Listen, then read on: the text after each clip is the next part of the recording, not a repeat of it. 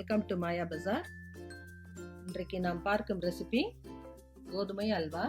அதற்கு தேவையான பொருட்கள்: 200 ml கப்பில் 1 கப்பு சம்பா கோதுமை ஊற வச்சுருக்கேன். 8லேருந்து 10 மணி நேரம் ஊறலாம். 2 கப்பு சர்க்கரை, 1.25 கப்பு நெய், முந்திரி 12, பாதாம் ஒரு 5 நெய்யில் வறுத்து வச்சுருக்கேன், ஏலக்காய் 5 பொடி பண்ணி வச்சுருக்கேன்.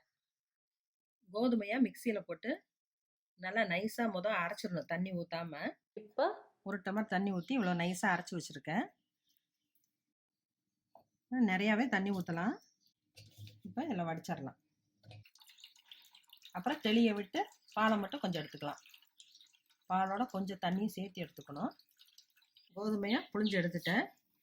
பாலே இல்லை, அந்த அளவுக்கு நல்லாவே தண்ணி ஊற்றி எடுக்கலாம். இந்த அளவு ஊற்றிருக்கேன் பாரு. இது கொஞ்சம் நேரம் வச்சுருப்போம், அப்போ தான் தெளிஞ்சு மேலாக தண்ணி எடுக்க முடியும். செய்முறை பார்ப்போம்.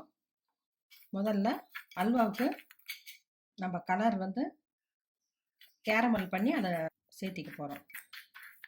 சர்க்கரையை 2 ஸ்பூன் எடுத்து லேசாக அப்படி வறுக்கணும், விடாமல் கிளறணும்.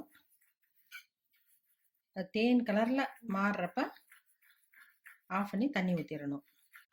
பாருங்க, நல்லா சகப்பாக வந்துருச்சு. இப்போ ஆஃப் பண்ணிடலாம். இதில் 1 டேபிள் ஸ்பூன் அளவு தண்ணி ஊற்றணும்.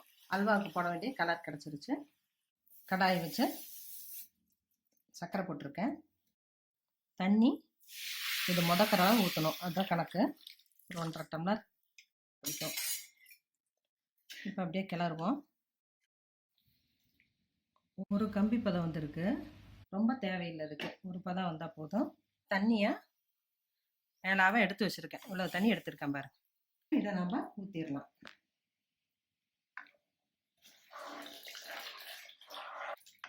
முக்கால் மணி நேரம் தெளிய விட்டேன், அப்போ தான் இவ்வளோ தண்ணி தெளிஞ்சு வந்திருக்கு. விடாமல் கிளறணும்.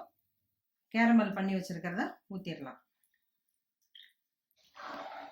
இந்த பதம் வந்துருச்சு. ஒரு 10-15 நிமிஷத்துலேயே வந்துருச்சு.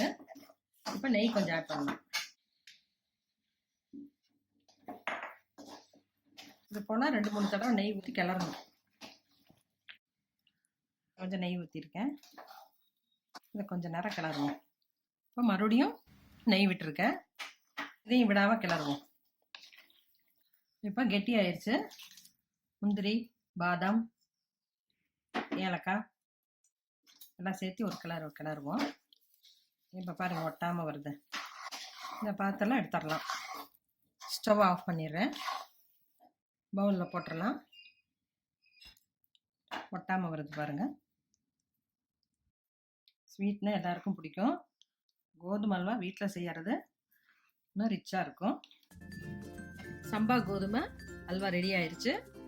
செஞ்சு பாருங்கள், ரொம்ப டேஸ்டியாக இருக்கும். எப்படி இருக்குன்னு சொல்லுங்கள். தேங்க்யூ.